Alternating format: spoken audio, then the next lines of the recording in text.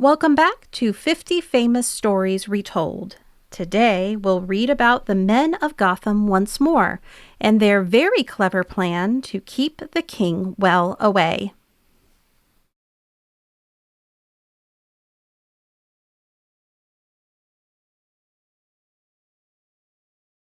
Let's look at the vocabulary and key places for our story.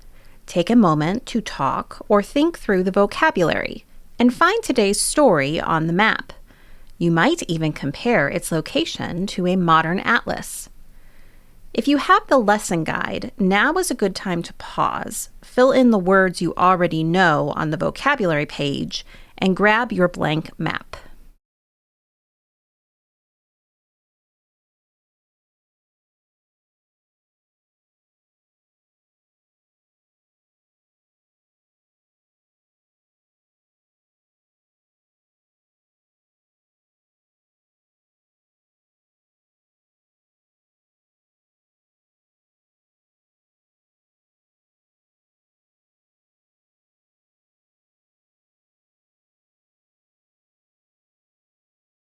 Other Wise Men of Gotham.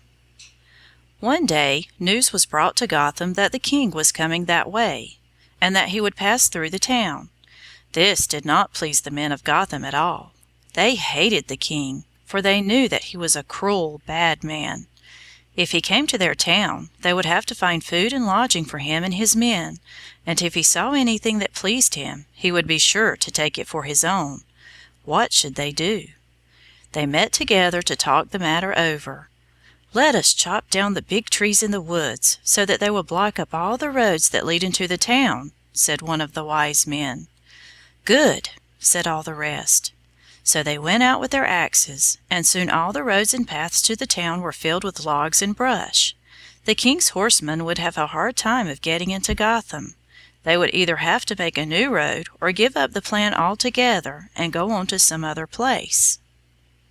When the king came and saw that the road had been blocked up, he was very angry. "Who chopped those trees down in my way?" he asked of the two country lads that were passing by. "The men of Gotham," said the lads. "Well," said the king, "go and tell the men of Gotham that I shall send my sheriff into their town, and have all their noses cut off." The two lads ran to the town as fast as they could, and made known what the king had said. Everybody was in great fright. The men ran from house to house, carrying the news, and asking one another what they should do. "Our wits have kept the king out of the town," said one, "and so now our wits must save our noses." "True, true," said the others, "but what shall we do?" Then one, whose name was Dobbin, and who was thought to be the wisest of them all, said, "Let me tell you something. Many a man has been punished because he was wise, but I have never heard of one being harmed because he was a fool. So when the king's sheriff comes, let us all act like fools." "Good, good," cried the others. "We will all act like fools." It was no easy thing for the king's men to open the roads, and while they were doing it the king grew tired of waiting, and went back to London. But very early one morning the sheriff with a party of fierce soldiers rode through the woods and between the fields toward Gotham. Just before they reached the town they saw a queer sight. The old men were rolling big stones up the hill, and all the young men were looking on and grunting very loudly. The sheriff stopped his horses and asked what they were doing. "We are rolling stones uphill to make the sun rise," said one of the old men. "You foolish fellow," said the sheriff. "Don't you know that the sun will rise without any help?" "Ah, will it?" said the old man. "Well, I never thought of that. How wise you are!" "And what are you doing?" said the sheriff to the young men. "Oh, we do the grunting while our fathers do the working," they answered. "I see," said the sheriff. "Well, that is the way the world goes everywhere," and he rode on toward the town. He soon came to a field where a number of men were building a stone wall. "What are you doing?" he asked. "Why, master," they answered, "there is a cuckoo in this field, and we are building a wall around it so as to keep the bird from straying away." "You foolish fellows," said the sheriff. "Don't you know that the bird will fly over the top of your wall, no matter how high you build it?" "Why, no," they said. "We never thought of that. How very wise you are." The sheriff next met a man who was carrying a door on his back. "What are you doing?" he asked. "I have just started on a long journey," said the man. "But why do you carry that door?" asked the sheriff. "I left my money at home." "Then why didn't you leave the door at home too?"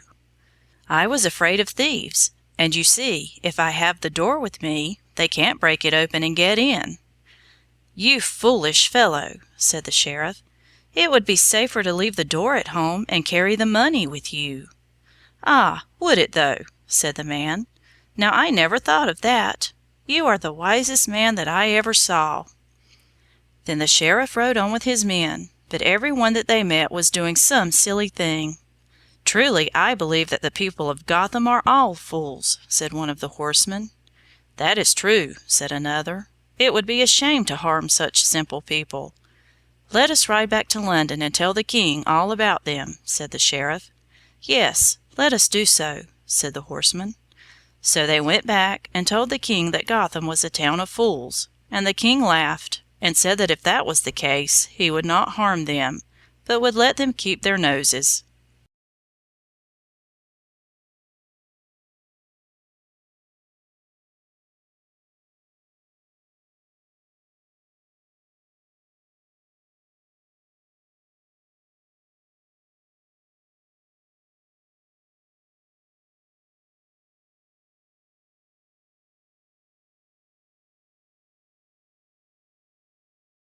Playing the fool to be left in peace, the men of Gotham were perhaps not so foolish after all. We do the planning, the books come alive, your child does the learning. See you next time.